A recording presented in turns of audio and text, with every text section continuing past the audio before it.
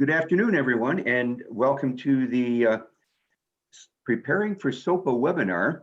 On behalf of Dr. Rossetti and the DuPage ROE, I'm very honored to welcome you all into our midst today. Before I introduce today's panelists or presenters, I do want to also mention Nicole Zampano from the Illinois Learning Technology Center, who is, the LTC is really partnered with the DuPage ROE on this to plan the event as well as get the word out around the state, since this is an issue that is important not just to DuPage, but it is to everywhere. So thank you, Nicole, for all of your guidance and support as well. So with that, let's get going, and I'm going to introduce our three presenters. First of all, we have Nikki Baser from Sdpc, who's our attorney on staff today. Thank you, Nikki. And bringing us the K-8 viewpoint is Joshua Halverson from Wooddale School District 7. Josh, happy to have you with us. And representing the high school community and is Rod Rousseau from Community High School District 99 in Downers Grove. Thank you, Rod, for joining in. And with that, I am going to turn it over to Nikki. Thank you. Great, thank you, Ray, and thank you so much, Darlene and Nicole, the DuPage ROE, the LTC for bringing us all together today, and thanks to my co-presenters, Joshua and Rod. I think we have learned a lot in our preparation for this, and it sort of highlights a theme that we're going to hit upon throughout this whole thing, which is that we definitely don't have all of the answers. We want to just talk through as much as we can with all of you today and see where we can land. I'm going to actually start the PowerPoint while we're talking here, and then we'll get started. So hopefully everybody can see that. So as folks, I'm certain that on this webinar we have folks who are sort of well underway in terms of SOPA preparation, and those who are at the beginning of their preparation, and those who are like, I have no idea what you're talking about when you say SOPA. So we're going to try to hit all the areas here, do the best that we can to get through as much material as possible, knowing that this is a really big issue and a really big task that you guys have in front of you. So as folks likely know, SOPA governs and protects the privacy and security of data about students when it's collected by education technology companies. The reason we're here today is that the General Assembly made significant changes to the law, and which go into effective July of 2021. At this point, we got a lot of questions asking whether we thought that the General Assembly would delay implementation, that implementation deadline of July 2021. At this point, unfortunately, we have no reason to believe that the deadline will be extended. So sort of all guns forward on getting prepared at this point. What we're really stressing right now at Franzik, and I know Joshua and Rod are in the same place, which is because of the complexity and the number of things that everybody has to do to get prepared, we really suggest that folks start now if they haven't already done so. So our goal at this webinar is to give you a little bit of a roadmap of these requirements and sort of practical ways to come into compliance. Again, we're going to try to hit all the high points, try to answer as many questions that you guys sent in ahead of time as we can. Again, for those of you who are on, please use the Q&A function. If we can't get to your questions right now, we will try to send out answers after the fact. So feel free to put your questions in the Q&A function.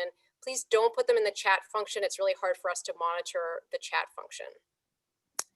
Okay, so before we get into the specifics of SOPA, we thought it would be useful to start by talking a little bit about how to think about data privacy, how to think about data sharing sort of in a bigger way, and then we'll sort of drill down into the SOPA requirements. So I'm going to give like the 30-second or maybe 5-minute spiel on sort of how to think about identifying the ways in which districts share data. I think Rod has heard my explanation of this like 17 times, but we'll go for it again. So the way that I think about these, or how do I think about contracts, is I put them into buckets. So the first are your district's operational contracts, where you share student data with a vendor. When I say operational contracts, I mean your student information system, your special education systems, Maybe your bus transportation companies or your cafeteria companies, if you outsource those, where you're giving them lots of different student information and it's running sort of your bigger operational pieces. Then what we talk about is sort of your macro curricular items. So big assessment contracts where, across where all your students are utilizing, or math programs that you are using, throughout your K-8 buildings. Those big ticket ones where all of your students are engaged and there's lots of student information being shared and also generated. And then there are the micro-curricular, which is probably what's giving you all heartburn right now, which is all of those individual apps that specific teachers use or specific grade levels use, where you may have, again, one-offs in classrooms across your district. I will say that there's another bucket of research contracts that you may have where you're sharing data with a university or a researcher. We're really not going to get into that today. So really what we're going to be focusing on is how to triage and figure out where you're sharing data at the operational level, at the macro curricular level, and at the micro curricular level. So I'm going to just turn it over to Rod now, right, to sort of think about the last category a bit, which is those micro curricular, those smaller apps. Thanks, Nikki. Right, it is, I think one of the hardest things, as you pointed out, that we have to do is to identify and categorize the hundreds, if not thousands, of small applications that are used throughout the district. And one way to do that is, as we start to assemble those, I think, is to put them into, not to add more buckets to the ones that you already provided, but to maybe add three more buckets, which would be to categorize them in terms of generally how and what general categories of data are they sharing, because ultimately that's what this is all about, is about what information that we are sharing and putting protections around that. So one category would be like a passive type of application, one that's just performing a function, but there's no user accounts created, there's no data transferring, and there's hundreds of them. One example that I thought of was Formule, the add-on that many of us might use in Google. There really isn't any data shared with using a tool like that. A second area might be where just some teacher information is shared. Maybe the teacher needs to create an account and some of their information is shared, some of their content that they create is shared. And Kahoot might be an example of that, where maybe there's no need for students to create an account. They just anonymously access what the teacher had created. And the third category would be where potentially student and teacher information are shared. And that's where some of those bigger rock items that Nikki mentioned earlier would be. Things like WeVideo, for example, where there's accounts created, lots of content created and shared, all the way down to things like your student information systems as well. So that's one way to kind of start to break those out based on how data is actually shared. Yeah, and I think that that's super important, Rod, because I think, what we really need to start thinking about is where SOPA applies and where it doesn't apply, right? Because at least if we can start narrowing, then we don't have such an overwhelming task in front of us. And so just as a reminder, the way that SOPA defines I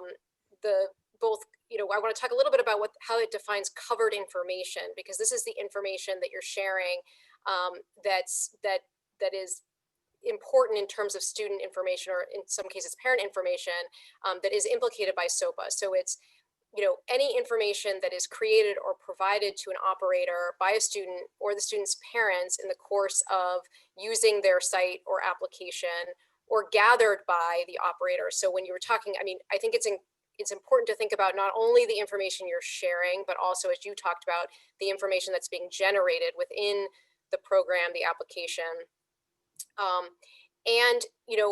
But we also have to remember what operators are, right? So operators they operate websites or online services, applications that are designed, marketed, and primarily used for K-12 purposes. SOPA specifically says it doesn't apply to general audience websites, online services that you could just sort of access, even if you're accessing with login credentials. So, again, what we're trying to be clear of here is that if you are, using one of those passive apps, or if you're just logging students in or a teacher in, those aren't necessarily going to implicate SOPA. We're really talking about the last category, I think that you were talking about, your last bucket, which is those where student data is shared and being generated, that really you need to worry about the SOPA implications. So, I think it's important to understand that piece. The other thing that I know that we want to talk about before we move on, and Joshua, I'm going to turn it over to you, which is, one of the things that I've seen as part of this is that there's sort of a silo, right? There's the curriculum instruction folks on one side, and then there's the tech folks on others. And I know you guys at Wooddale have really broken through that. So I hoped you talk a little bit about that. Thanks, Nikki. Yeah, so I think it is very important to piggyback off what Nikki was just saying, is that the tech department and the curriculum department in many places like to operate as these separate silos. And this is the most critical time for making sure that you have that bridge connecting both curriculum and tech. In Wooddale, for those of you who know me from the background, I used to be a classroom teacher and then was an instructional coach. And then I got my master's and ended up becoming the tech director. So I have that working knowledge from both the IT side plus the education side. And I've been able to connect those two departments pretty seamlessly across the district, but it's very critical when you're looking at those apps, those websites, and those things that you're utilizing to make sure that everybody's on the same page. So once you've established that within the district, I think the next way moving forward to help get things implemented is, how are you going to give professional development to your staff from a district level? I think it's absolutely critical that the teachers understand what SOPA is, why it's being implemented, why there's going to be restrictions put up around what it is that they're being asked for. And there's that transparency piece between, it's not just tech and curriculum saying no, like there's a rationale behind all of this, and we're trying to protect student privacy just like they would expect their privacy to be respected as adults. And then whether that's providing them training, or are you placing this in your staff handbook as an expectation, those are just some of the things that you'd want to think about as a district level. And then from there, you're going to want to make sure that you have some sort of a policy or a process in place that everybody is following across the board. So I am only just going to, I'm not stating that Wooddale's is the only correct way. Everybody has their own way of doing things, but if it's an idea that you can take back to the table to help, please feel free to do so. So basically what we do within the district is, everybody who uses any sort of app extension or website where we know that student data privacy is being collected or is being used in some way, shape, or form, the teachers need to apply basically for access for that. And some of the questions that we ask them is, we want to make sure that the technology, again, is not driving the instruction, that the curriculum is driving the instruction. And so one of the pieces that we always ask them to include is whether or not, where it's located in their unit design and how it's tied to curriculum. So when we get in those requests, the very first thing that I do is I will cross-check and look at the privacy policies to make sure that it adheres to some of these things. But it also then has to go through an approval process through our instructional coaches and our curriculum director before we finally will approve something. So that's kind of like the perfect dream scenario. And then we update all of our systems and our approved resources lists and whatnot. But you also have to remember what happens if a teacher doesn't actually go through that approval process, and how are you going to make sure that people are using what they're doing. And so we'll go over a little bit later, but there are certain platforms that you can subscribe to and use to help you kind of monitor who's using what systems that you may not necessarily know about. Right now, you can use GoGuardian and look for most visited sites. There's Learn Platform, but my caveat that I like to put out there is that just remember, when you're using these systems, that not one system does everything. So you need to find out what's going to work best for your district and help you try to implement something, but what works with your process and all the departments. Yeah, I think that's so important. And again, just to sort of ground ourselves on why these pieces are also important, is that as you go through your process of auditing your district, figuring out where you're doing data sharing, setting up these processes to make sure that you're going through what Josh was talking about, you know, the curriculum and instruction piece, and also the technology piece, and making sure that you have appropriate, you know, that you're vetting these apps in the right way, that you have appropriate agreements. We'll talk about that requirement in a moment. One of the issues that we have really, you know, been talking about a lot amongst the three of us is, as Joshua was talking about, you know, the curriculum instruction people are looking at it from a pedagogical standpoint. Like, does this app do something important as a part of our overall curriculum? But what the tech directors are looking at is this app compliant with SOPA? I mean, there are current requirements of SOPA, and I know Rod's going to talk about those in a moment, but are they compliant with SOPA, and are they also protecting student privacy, right? So a lot of what that means is vetting these apps, looking at their privacy policies, and trying to figure out, are they compliant? Are these things that we're going to be able to use? I know a lot of folks use, you know, companies like Education Framework to rate their apps, but even with these, we need to figure out, so like if something gets a rating on Education Framework and they get a 4, does that mean that we can use it? Does that mean that we can't use it? So one of the questions that we've talked about is, what do you need to be looking for in a privacy policy? You know, if you are Josh, if you're Rod, and you're sitting at your desk and you're looking at a new application, some of the things that we really stress is you need to make sure, first and foremost, that the data that you're sharing is only being used for school purposes, for the purposes of providing the service to your school district, and is only being shared in ways that are lawful. So there are some exceptions, obviously, if a company has a third party, for example, you know, cloud storage provider, and they have an agreement with that provider to also maintain confidentiality and security, that might be proper. But really, you should be looking for those privacy policies that say that they're not sharing the student data for any other reason. You need to make sure that parents, that there's a process by which a parent or a school district, in your case, can request deletion of the data after it's no longer being used. Something that makes clear that the data is owned by the district, or at least that it's not owned by the company. Data, again, they're retaining data only for school purposes, and that the data is securely protected. So I am just the lawyer on the panel. The tech folks are going to really understand security protocols better than I am, and we're going to talk about those later, but making sure that you at least understand how the data is being secured. So again, we're sort of getting into the weeds on vetting of apps right now, because you're really going to have to go through these processes. So that we can sort of frame how this goes, sort of builds into the larger picture of SOPA, I'm going to turn it over to Rod, and I'm going to change our slide here, and we'll talk a little bit about what SOPA currently requires, and then we'll get into what's coming down the pike. Great, thanks, Nikki. Right, and as Nikki said, this is pre the amendment in House Bill 3606. And SOPA, as you know, is just one of many regulation acronyms that we deal with: FERPA, ISRA, COPPA, PPRA, SIPA, OMG. They're endless. But in terms of SOPA and what it requires right now, Nikki's already went over a bunch of this. It deals with the vendors that operate sites, generate apps that we use for K-12 purposes, and those entities are otherwise known as operators. And the covered information that we're talking about protecting, the key point raised earlier is it's both information that we share with them and information that we actually might create using their platform, and then is ultimately stored there as well. Operators can't engage in targeted advertising or marketing based on our information. They can't create profiles on a student. They can't sell or rent our information.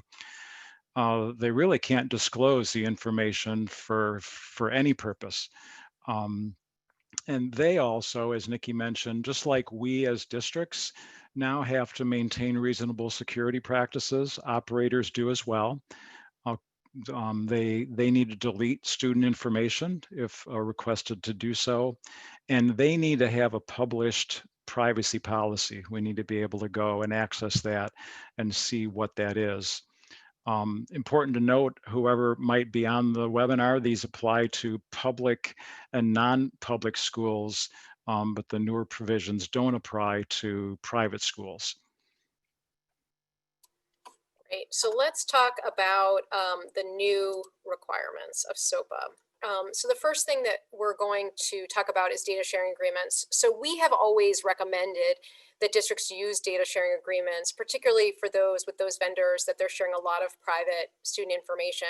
Now it will be mandated by law. So remember, again, these are only needed where there is covered information, as we talked about that definition before, shared with an operator, we talked about that definition, or created by a student or parent in the course of using the vendor's product. So again, shared or generated. If the application doesn't collect or generate any information, you don't need a data sharing agreement. But for those that where you are sharing student information or it's being generated, the data sharing agreement, the law is very specific about the provisions that need to be in a data sharing agreement. You have to have a list of the categories or the types of information that are being provided to the operator. You need a statement of the product or service that's being provided to the district by the operator.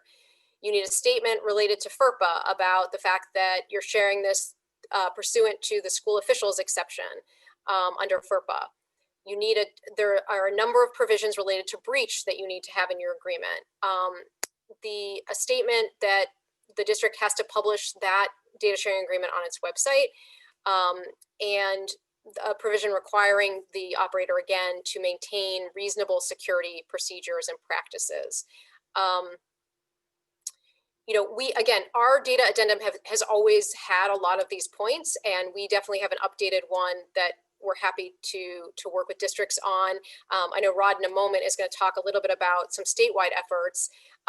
One of the questions that we did get in I wanted to address, though, was about a question about company privacy policies and how regularly they change and how that impacts agreements. I think it's a great question. We have always recommended language in our DPA that requires that the district be notified of any substantive changes in a privacy policy, and which would allow a district to essentially terminate an agreement if they thought the privacy policy was no longer in line with the law or what they wanted. So absolutely, you can't have a situation where you're agreeing to a product and a privacy policy and that the vendor retains the right to just sort of willy-nilly change the privacy policy. So that's definitely something that you want in your data agreements, that they can't simply do that. So again, we have always recommended one way to do this, one solution to this problem is to create a form data addendum that you're going to use with your school district. And ask vendors when they provide the contract terms to then provide your data addendum while as part of the contract. But again, hard, I know, sometimes to get companies to engage with data addendums. So I know that there are some statewide efforts that we are recently sort of piecing together and learning about.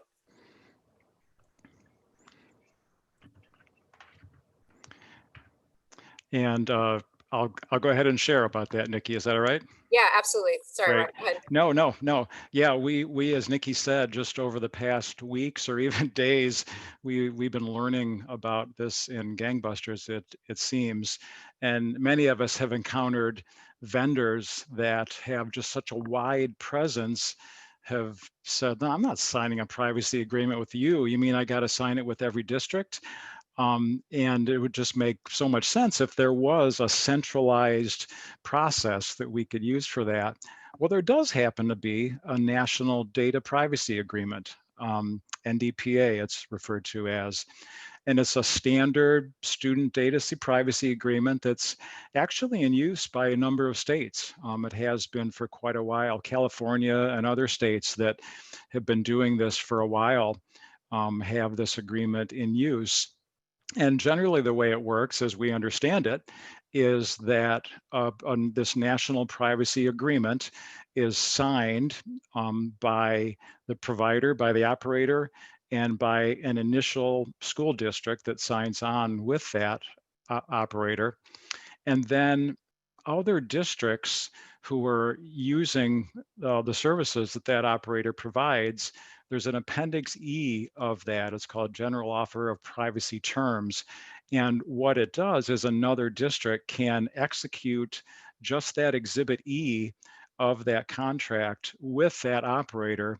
All the provisions that the contract encompasses are accepted, and there just isn't any back and forth or anything needed. So we know that's one piece of the puzzle that's out there. Another piece of the puzzle that we've learned about is something called the Student Data Privacy Consortium, SDPC, more acronyms. And what that is it's kind of like, think of it as like the operational engine around the data privacy, the National Data Privacy Agreement. It's a collaborative group of schools and regional state agencies and such that are basically providing a database and a process around how the Ndpa information is shared, a process where that information is recorded and districts and operators can easily have access to who has what agreements in place. And the third thing I want to mention is, in conversation with Chris Worley from the LTC has formed a group called the Illinois Student Privacy Alliance, the ISPA. And this is actually a group that is in partnership with the other two that I just mentioned, the Student Data Privacy Consortium and the use of the National Data Privacy Agreement. So the goal of that work is to try to bring the work of the Student Data Privacy Consortium and the national agreement down to the Illinois level to help us focus and give us better access to the tools and the resources that are being made available by those other two instruments and groups. So the idea is that we'd have this statewide agreement in place that would satisfy SOPA and the amendments, that we would be able to tap into that database and have access to the operators and the districts that have already signed an agreement that then we could easily tap into with that exhibit. That we'd also have other resources out there, best practices and other things that we might need to support our processes around this. And really just it would give us a community that we could belong to and participate in that would help us attack this a lot more easily. All that said, just in our recent conversations about this, there's a lot to figure out yet, I think. So I think it's extremely promising, yet one of my personal struggles is I don't know that we can necessarily wait for this before we start making sure that we have data privacy agreements signed with our vendors that we know we're sharing critical information with. Nikki, feel free to add anything you recall from our conversations. I think it's a great thing, and I think we need to move in this direction.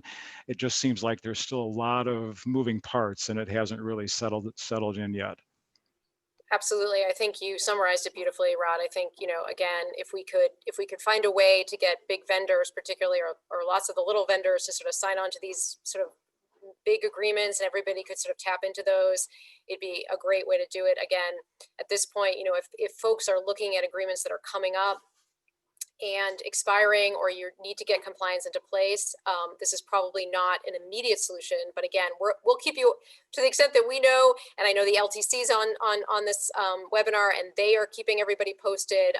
We'll continue to have these conversations. I do want to say that I also think that the tech world is now rivaling the special education world in terms of the number of acronyms. So I don't know if we're winning or losing in that fight, but so be it. We'll keep trying to define all these things for you guys. The next thing I just wanted to touch on is the posting requirement. Again, maybe one of the more onerous requirements for districts is the new posting requirement, if not the most. You have to post and maintain, I should say, if you do not have a public website, you don't have to maintain these on the public website. I'm assuming all the districts on here. that are communicating with us via Zoom have websites, but if you do, you need to have an explanation of all the data elements that are collected and disclosed to any third party, how those are used and for what purpose. A list of all the operators with which the district has written agreements, any subcontractors for each operator to whom the information may be disclosed. So I talked about, those smaller education apps who use, a cloud-based hosting service. If they're sharing your data with that hosting service, they need to tell you that, and you need to post that on your website. A copy of each of these agreements, and a description of how parents can review the information that's being shared, make requests, there's a whole process within SOPA where they can request corrections of factual inaccuracies. And so you have to explain how they do that, and how to make requests to delete covered information. We'll try to get to that issue later because I know there were some questions surrounding parent rights. A list of any breaches that occur of covered information, and there are a number of other items, and these items have to be updated twice a year, once within 30 days of the start of the fiscal year and once within 30 days of the start of the calendar year. And so again, lots of information that you're having to post on your website for your parents and for your community. I know, Rod, you've started to think a little bit, and I know Josh has as well, about sort of how do we do this? How do we implement this on the ground level? So maybe you can start sharing that. Sure, Nikki. Yeah, I'm getting a headache. It's a lot.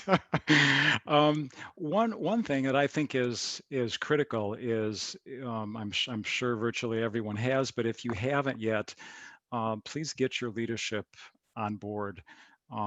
There's a difference between responsibility and accountability. We're, as IT people, we're kind of responsible for the nuts and bolts of making sure this happens, but district leadership is ultimately accountable, and it'll be important to have them as part of the conversation, and especially because of some of the process changes and other things that are going to happen.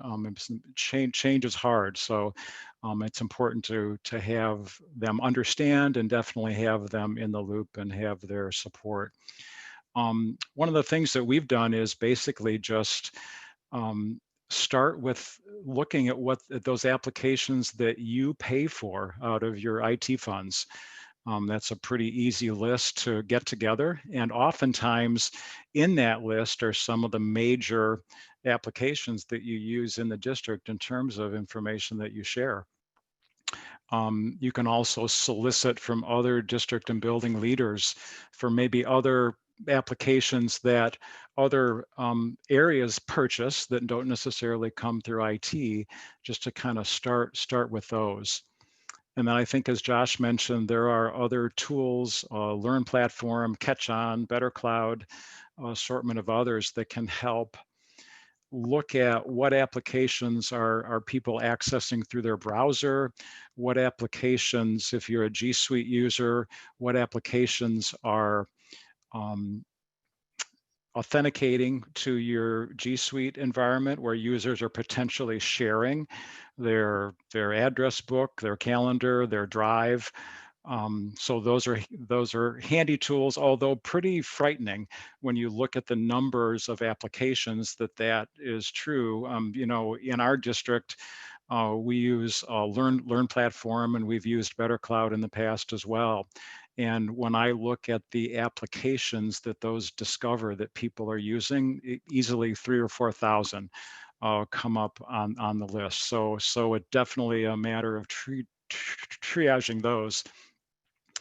Finally, you can survey staff. I mean, it would probably come to a point where once you've kind of collected the list, here's all the core applications that we know about, perhaps rather than asking staff just to laundry list everything they use, present a curated list of here's what we've identified that is validly in use. What else are you using that isn't on this list? Yeah, and again, I started with those things that are paid for, those things that are used by the highest number of people. and then we just kind of go down the list from there. In terms of triaging existing agreements that you might have in place, you could use the list you created above for those that you pay for, those that you know are in use, to see what agreements you already have in place. Nikki mentioned Education Framework. We use that product as kind of a first pass gut check on what kind of privacy requirements does that particular product meet in their eyes. And like was mentioned, it gives it both a number rating, you know, it got 4 out of 5 stars, and there are very specific areas in which it measures. Do they have this process in place? Do they allow that?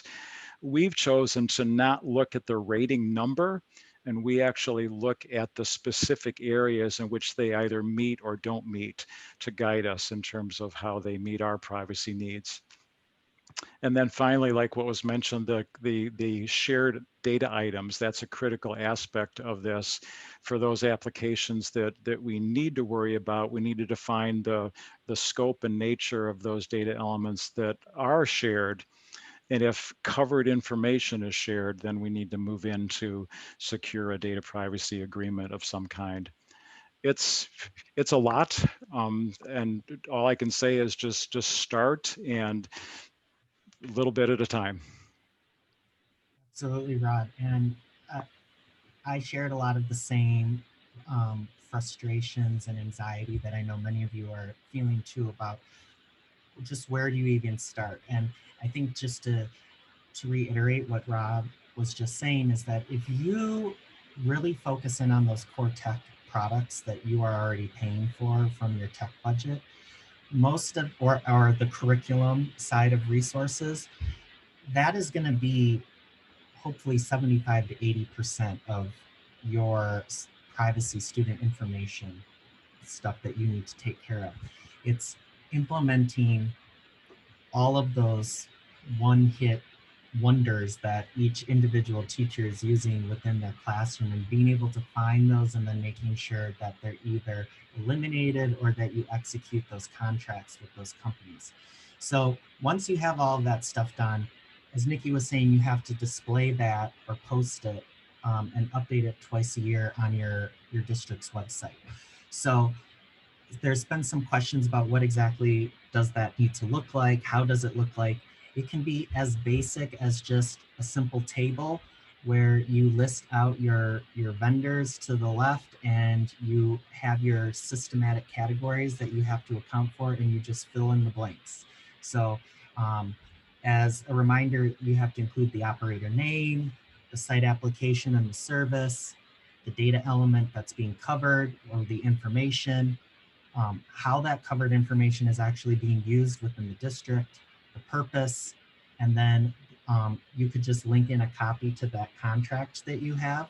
Just all what we need is more Google Documents to maintain within our Google Drive, and then the operator business address and the list of the subcontractors. So we also use Learn and Education Framework within District 7 too. And not trying to endorse any one product over the other, but it's something that we have found to work within District 7, because different vendors offer different perks for what they're used for. You can't just get one to handle everything. But one of the things that you can do within Learn is you can attach all of those contracts. You can have that approval workflow for teachers to come in when they're looking for things. You can see who is using different platforms without you knowing, and it puts things like in rank order, so you know who are the heavy hitters and who are the ones that aren't as important for you to kind of disregard, that aren't as pressing in the moment. In addition, it also allows you to keep track of like your contracts within the companies, the cost, and you can look at things like return on investment. But an education framework, for example, looks at that terminology from the privacy policy. But as I always like to remind people like Ed Framework uses artificial intelligence when you're looking at those privacy policies. So you still need to have that human eye to go in and look through to make sure that everything is accounted for. So just really do your research, find out what works best. And I know that I'm sure like the LTC, I know that we were talking with Nicole earlier about putting together another webinar on some different organizations that offer some of these things, so you guys can kind of see how things work and move within the different platforms. Great, thanks, Josh. Again, I know we're going quickly. I see that there's a number of questions that came in. Since I'm sharing my screen, I can't look at them, but we'll try to get to some of them afterwards. And like we said, we'll follow up later as well. I do want to though talk about breach and security. One of the things that this that SOPA does is it requires the operators to notify the district as soon as possible, but no later than 30 calendar days after a breach has occurred. Knowing some of you folks who are on this webinar and having worked with you, many of you require and insist that you get breach notifications within 48 hours, or even quicker, and all of that is certainly something that you can negotiate. After receiving a breach notice, the district must then turn around and give breach notifications to parents, and they have to be posted once a determination that a breach has occurred. And obviously, you're going to want to look at definitions of breach to make sure that what has occurred is actually a breach under the law, and then you need to give the parents certain information about what information was breached, the contact information for the operator, various information about consumer reporting agencies and the like. There are a number of intricacies to the breach notice. So obviously, if you do get notification from a vendor of a breach, you're going to want to make sure that you're tracking the legal requirements pretty closely, making sure you're getting those notices out to parents. And also that you're not sending out notices when you don't need to, and you're not sort of unnecessarily alarming your community if something doesn't rise to the level of breach. So again, you want to be familiar with those ahead of time, especially the tech directors on the call, so that you're prepared once a breach does occur.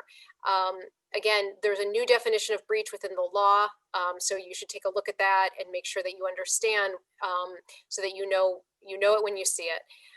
The other thing that it requires, and we talked about this before, and I'm going to turn it over to Rod in just a few minutes to talk about the sort of technical aspects of this, but each district must also implement and maintain reasonable security procedures and practices that either meet or exceed industry standards. Now, we are still awaiting, the law actually requires ISB to produce a guidance document on this. What does this mean for districts? We haven't seen that yet.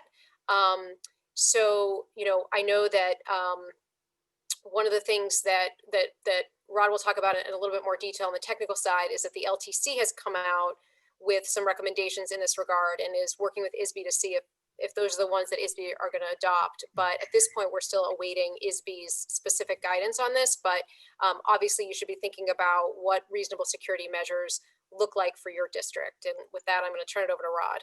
Great, thanks, Nikki.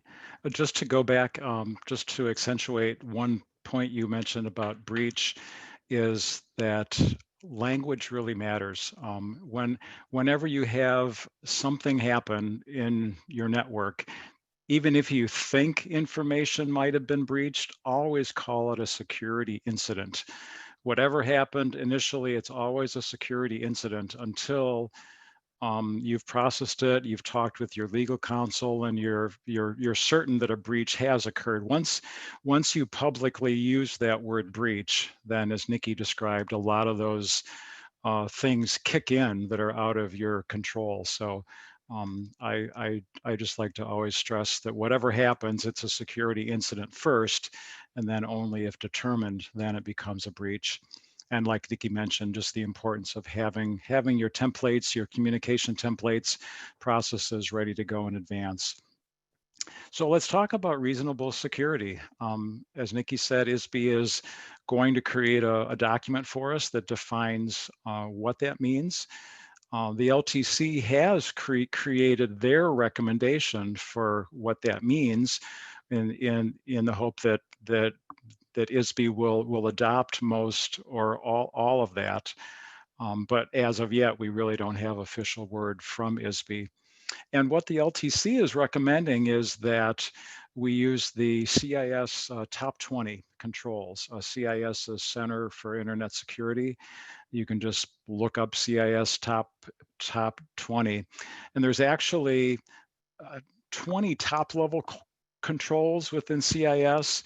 There's different implementation groups. There's 171 subcontrols. Trust me, it can get daunting pretty quickly in terms of the level of detail and the amount of information there. The top 20 are very high level controls, and you'd be surprised. They're not all technical. In fact, there's a lot of policy and a lot of process that's really just as critical in information security, much more of a human problem sometimes than it is a technical one. So to not necessarily bore you and go through the CIS top 20, you can certainly look up that and go to the LTC. Chris Worley did a great webinar on that where he went into great depth on what those controls are. Here's Rod's take on what the basics, like the ABCs, if you will, of reasonable security. Accountability, assets, and assessments. Accountability goes back to a point that I mentioned earlier. Senior leadership has to be involved. They have to be aware of and working with you on information security, because ultimately they're accountable for whatever happens in the district, including security issues. Assets, you have to know what you have. That includes hardware, software, and data. We can't protect what we don't know we have. And assessments, there are so many assessments, so many vendors that offer this security assessment, that one. Two that I think are important are a vulnerability scan, which is more of an internal assessment, looking at what vulnerabilities do we have in our infrastructure, on our servers, in our network, in our buildings, that would make us more vulnerable to an attack. And then a penetration test, which is effectively an ethical hacker going out and trying to break into your network. Ideally, you would do the vulnerability test first, resolve any anomalies to the best you could, and then execute the penetration test to see, are there still some obvious points of entry. Backups has to be letter B. Obviously, we all know we need to back up. They need to be regularly done. They need to be tested. And one thing that's really important, especially in the age of ransomware, is to have what I've heard the term air gap, which is basically a periodic backup that you take that is totally disconnected from anything. It's not on the cloud. It's not connected to the network in any way. It's literally go out and buy a cheap hard drive, plug it in, back up your critical stuff, and then put it in a safe. So important. I put C for controls, all our antivirus, anti-malware, firewall information, making sure that our devices have hardened, secure configurations. I put multi-factor or two-factor authentication in there. Passwords are just insanely easy to crack and just our worst enemy when it comes to security. It's just becoming more and more apparent that two-factor or multi-factor authentication is soon just is going to become a normal way of doing business. We just have to reach that point really soon. D's for data. We need to classify what information we have so we know where is our critical information, where's the information we really need to protect, and where's the information we aren't as concerned about. And we protect that in a couple ways. One is through encryption, for sure, with our mobile devices, making sure that they're encrypted, and also watching over carefully our access privileges. The concept of least privilege is very important, that as people are using our information systems, that we give them the access to those things that they need, but really nothing more. Education is critical. Security awareness training for staff, phishing simulation training, The staff, as we look at vetting applications and requesting, they're going to have to really be helped along in terms of why are we doing this and how do we do this in order for us to best serve them and get them access.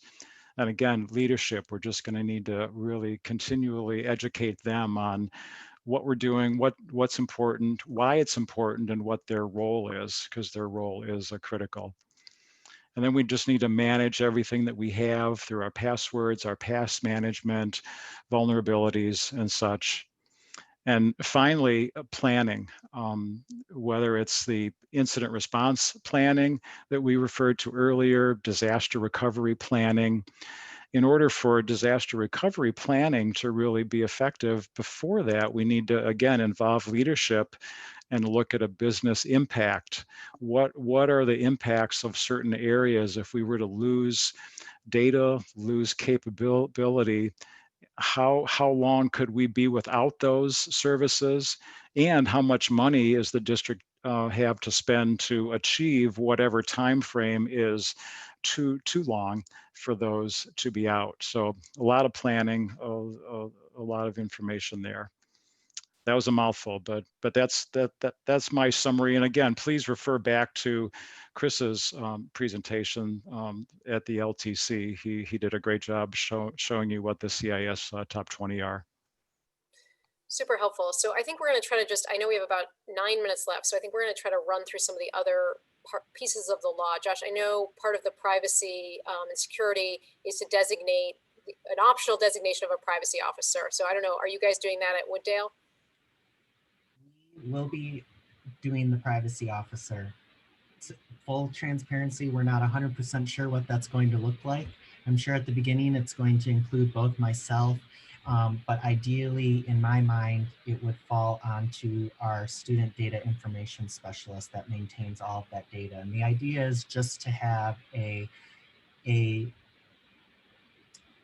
system where basically all roads lead and are going through one specific person, and you just know that that is how things are being handled in the event that you were to have a breach. You have someone who is asking for data deletion from a parent request. I'm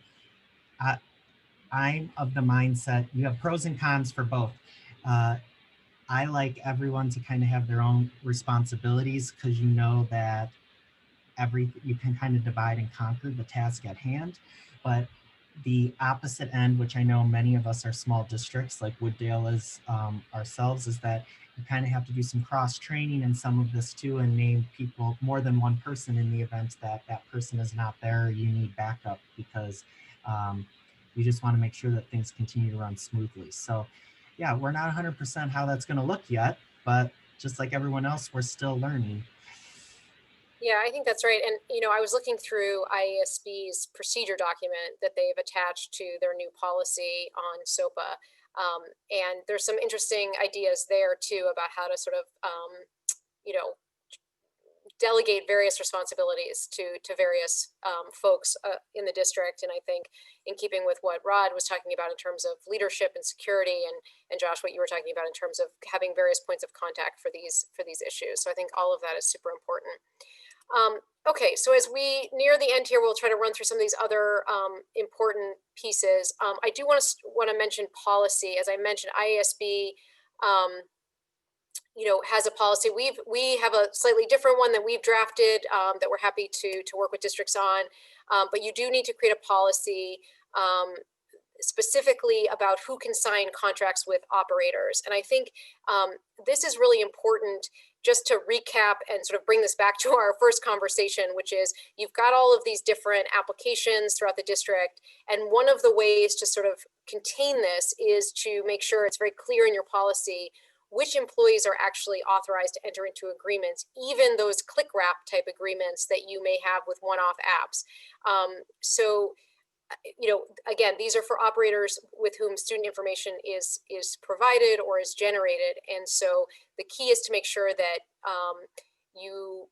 that your teachers, your educators, your administrators are trained on who can enter into these contracts. And again, setting up a system like Josh really described, where you're going through a formal vetting process for approval. And ultimately, the folks who are signing off on those through the curriculum instruction and technology reviews are those people that are designated in your policies. All right. This is when we start to go rapid fire, right? So again, there's a number of remaining requirements. One of the new areas that I just want to touch on is, there are lots of different parental rights for the first time within SOPA. So there's new requirements that we've talked about for school districts. There's also some prohibitions on school districts that I should just mention. For example, you can't sell or rent or share information on students except for as authorized by law. I don't think that comes as a surprise to anybody.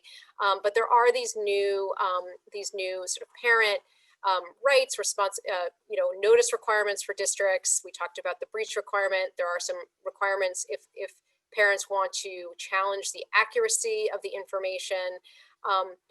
One of the things I know that has come up and came in as a question is this issue of there's something in the law that indicates that parents are able to request deletion of information. And I think that's caused some concerns that, if you delete out information from, Google Apps for Education, then how is the student going to access curriculum?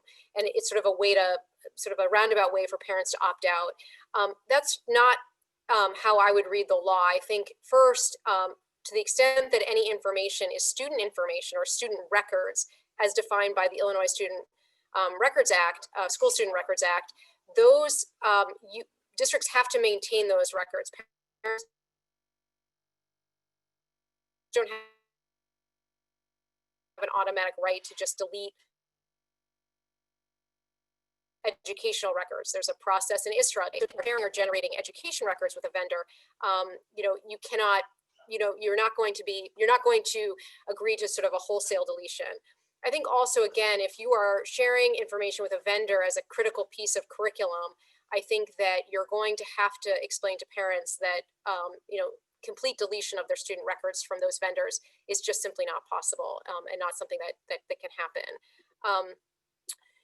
So I think the only other thing that I would just mention, and I know Josh, maybe you could just talk us through this just on the parent front quickly at the end here for the last couple of minutes, which is just, one of the things I think that's driving a lot of these new parental rights is just, and also the posting requirements, is that there's a real need for communities to be aware of and understand the data sharing that's going on, that there be transparency. And I don't know, how are you guys thinking about that piece? Because I think that's really sort of the critical, sort of where all of these different requirements come together. At District 7, I've actually built out and created a student data privacy section within our website. So anyone online, if you guys want to check us out, wd7.org, and it's underneath the Families tab. But I'm trying to keep everything that parents need to know in that one specific section. And something that we worked on over this last year, which I think has been helpful with families, and I want to give a big shout out here to Kevin Martin from District 90, because his district was the creator of this, and I just asked permission if I could use it and alter and change, which he graciously gave to me. But we have something called the Instructional Technology and Student Data Privacy Guide, which you guys can all see on our website. It is a lengthy document, but we make that available to all families, and when new students come in, we provide them a copy of that. And basically it goes through pretty much everything that Nikki has been talking about, and Rob, in regards to what is the district's policy, how do we vet apps, what information are we looking for when we vet apps. We break down all of the specific federal, state, and board policies that we have to follow regarding student data privacy for them to have questions, and basically like lay it out. So it's kind of like an additional handbook to the family handbook, but it's all geared specifically towards student data privacy. And so that's really, we're just trying to keep it into a central location. So I'd be happy to. I know that with all these questions that are coming in, and we've been giving you guys lots of information with just very simple slides, we will follow up with links to all of these specific items that you guys can see and reminders, so that way you can revisit them. Great. I realize we are out of time. I'm going to stop the share here. I see now looking down that we have about 33 questions that have come in. It looks like we are sort of out of time, and we know it's late in the day and we don't want to keep you guys, but we will make every effort to go through and see if there are those that we have not answered. We'll call upon Ray from DuPage ROE to sort of get the answers out to folks, to the group. We're happy to send them to everybody that we can answer, or and again provide the resources that Josh referenced. And I just want to turn it over to Rod or Josh if you have any other final thoughts before we conclude, because it's been an absolute pleasure to be here with you guys. I know we went through a lot of things very quickly, and I know lots of unknowns and lots of still questions to be answered. No, I thank you, Nikki, for asking me to join you. It's just such an important topic, and I guess besides that, I would just say, and maybe a lot of people feel the same thing, but anybody that knows me knows I love analogies. So my analogy about this process is that I feel like I'm driving a full cement truck uphill in first gear, and I can see the destination, and I know I'm moving, but most days it doesn't feel like I'm moving at all. So just know that we are moving. It's a process, and we just need to take it one inch at a time. So thank you very much for the opportunity to join you today. I just want to say thank you to everyone too for coming in. I know that it's very overwhelming. You listen to all of these things and you just don't even know where to center and focus your attention.